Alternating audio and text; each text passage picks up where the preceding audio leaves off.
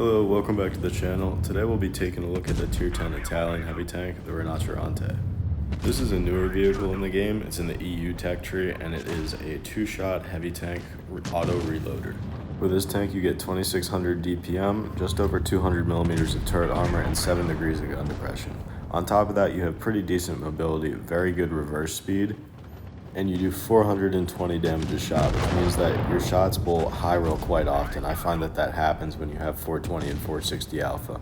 The gun is very accurate with .260 dispersion, and the aim time is 3.3 seconds, which also happens to be exactly the same amount of time that it takes to reload between the 2 shots in your clip. This means that you fire once without moving, aim, fire again, and as soon as that second shot is ready, you'll be fully aimed down to .260 accuracy. Since this is an auto reloader, that means in the equipment slot, you're not going to be able to equip gun rammer. So a lot of people will run calibrated shells, which I'm not here. I'm running vents. So you can see even with vents how easily I can outface hug an IS-7, which has one of the strongest frontal armor profiles in the game. You get 362 millimeters of heat pen with calibrated shells. With vents, it's 320 heat pen. With your mobility, your power to weight ratio is 16.5, which is like 0.3 higher than the T110 E5, which I consider to be the closest vehicle to this. So you have pretty much the same mobility as the E5, but you have 15 degrees better traverse speed. You get 44 degrees of traverse speed with the equipment on the right side, the engine boost one instead of the traverse one. If you run the traverse one, it's a lot better. So basically you're gonna feel like you have the speed of an E5, but you're gonna be a lot more maneuverable, which I like that a lot, because this tank, you can reposition very easily, especially when you equip speed boost. It feels almost like a slow medium. And it's very important to me that this tank has good mobility because it does not have very good armor. You have an elliptically shaped front hull that's 130 millimeters, and this is my least favorite hull shape because it means that no matter what you do, the part pointed straight at the enemy is going to be the easiest to pen. So all they have to do is just aim at the same spot, and as you traverse, it kind of angles the unangled armor, the flat armor, straight at them, and there's nothing you can really do about it. And it being 130 millimeters, it's just so easy to pen the hull on this thing. You really cannot rely on the hull armor. Now the front of the turret is 205 millimeters, which is pretty good. The Kronvan gets 225 and it's angled pretty much the same. The difference between those two tanks is the Kronvan, you can angle up to 10 degrees of gun depression. This thing only gets 7. So if you're on flat ground, you see a tank destroyer, be careful because they can pen your turret cheeks if they're in something like a Ho-Re that has high penetration. Another important part of the turret armor profile is that pyramid-shaped viewport on top of the gun breech is always visible when you're aiming at the enemy, and although it does have pretty decent armor on it, if they load premium ammo, most of the time they can pen it and it will do damage. Also, being that it only has 7 degrees of gun depression, it's kind of hard to poke this thing out, only exposing the turret, so the armor is not very usable because the gun depression just isn't good enough for it to be a hull down tank, even though it does have good turret armor. The way that I get around that is I use this as sort of a flanker support tank because it's quick enough to get around the enemy and it's quick enough to peek in and out and get quick shots off, but it doesn't have good enough armor to just sit out in front like a true heavy tank, such as the E5 or the Kronvan. So if you play this vehicle like a heavium, you'll probably end up doing pretty well. You can see right now in this game, I'm in a situation where I'd be doing much better if I had more gun depression, and if I was in a tank such as the Kronvan, I could be peeking these angles without worrying about it. But if you look at the way that I'm peeking it like I'm in a medium tank. I'm making sure that if they're already looking at me, I know that I'm going to take damage, or I look and hold their angle before they peek me first, because I know that if they see me, I'm just going to take damage. I'm not bouncing anything because they can see my hull and I don't have good enough gun depression to go fully hull down. Now that this T57 is rushing me, I'm going to use the speed boost, and you can see just how good the mobility this thing has, especially in reverse. It's very, very good. And I make a mistake here by not shooting the Foch first, and I take 500 damage, I think, when he reloads. I should have not shot the T57. I should have just killed the Foch because that would mean that I didn't take that hit. Regardless, I successfully avoided most of the clip on the 57, somehow bounced the rear on the 183, and I killed the BZ and the Foch. Now I'm going to high roll here and I actually kill the 183, but obviously this 57 isn't going to bounce this shot on 130 millimeters of hull armor. But fortunately my team here is in a pretty easy position to clean this up and win. So coming up I have 2 more games, and both of them are pretty good. I don't die in them. They show pretty good examples of me using the mobility and flanking and clipping stuff out the way the tank is designed to be used.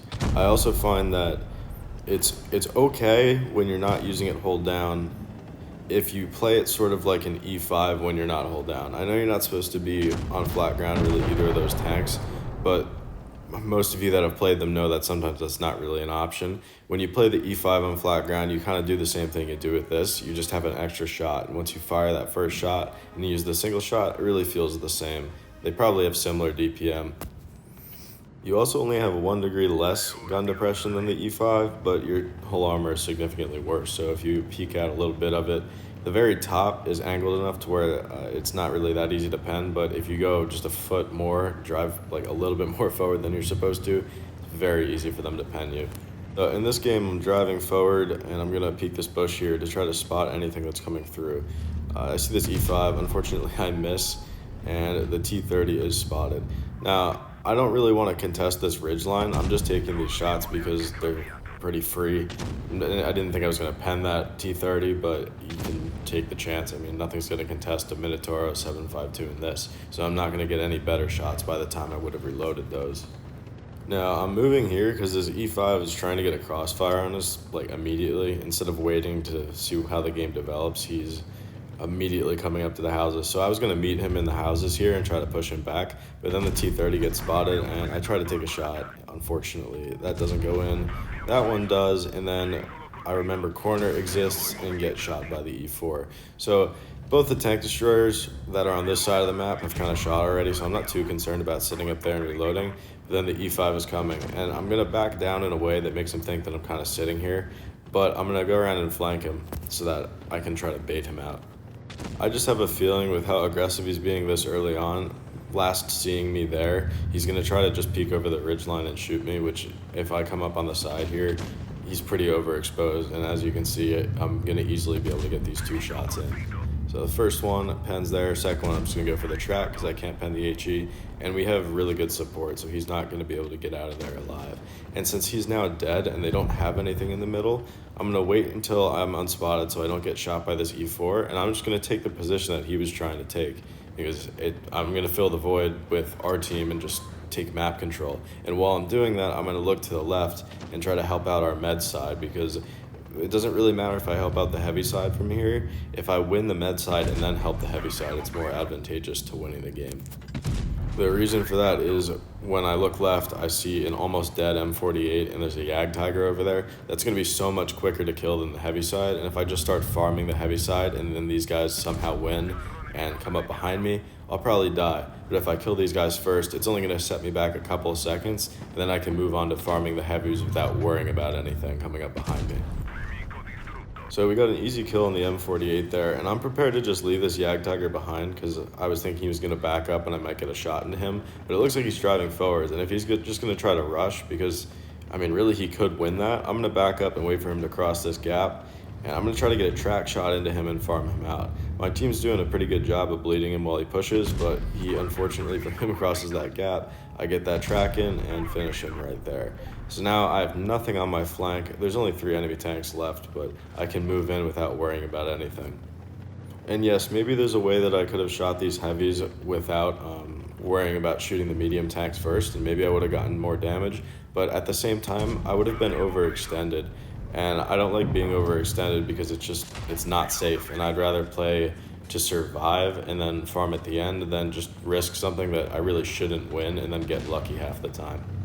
But as you can see, I was pretty important on winning the game. I think we probably still would have won if I didn't make that play, like if I just pushed normal. But then we would have lost med side, and who knows what that E5 would have been able to accomplish by winning the outside of the bull.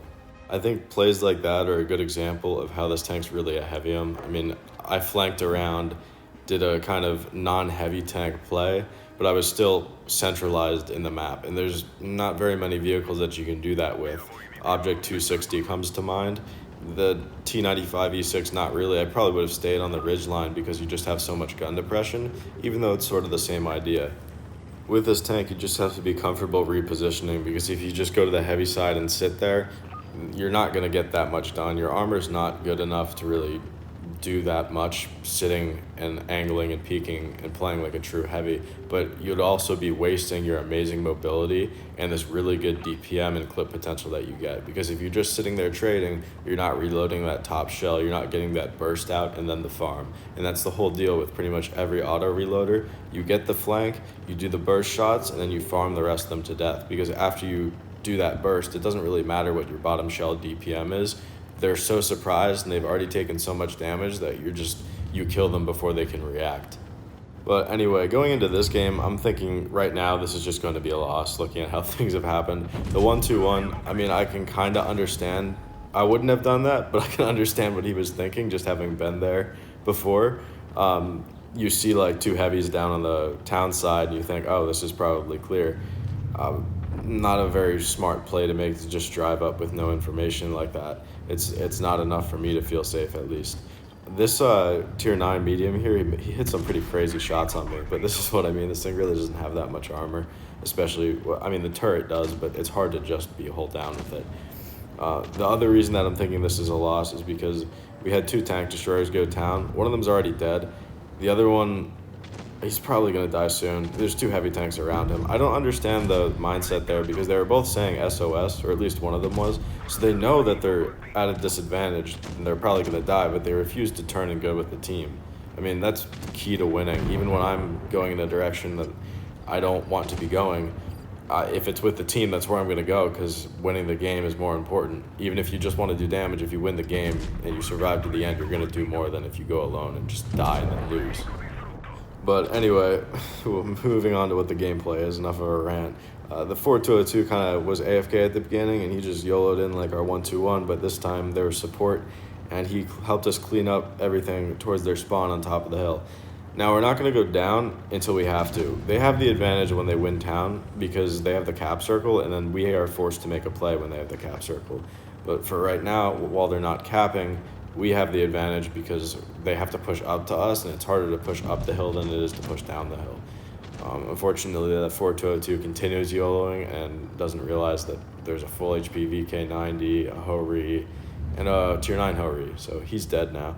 I was going to try to flank out this Ho-Re here, and now I'm trying to take some shots on that VK90 while I can. Unfortunately, I bounced, but this Ho-Re is going to be a pretty easy kill to pick up, because this ridge right here is going to allow me to actually be hold down. Unfortunately, I'm hold down against the one tank that can pen me while hold down, so it is what it is. I don't think he actually shoots me here just because I peek him so quickly, but of course it ends up like that, right?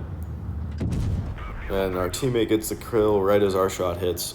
But the reason that I came back here is because if they're able to get up either from their spawn or our spawn, then they kind of gain the advantage if they push too far around, because then they've flanked us top and bottom. So I wanted to eliminate his ability to just kind of dig in over there.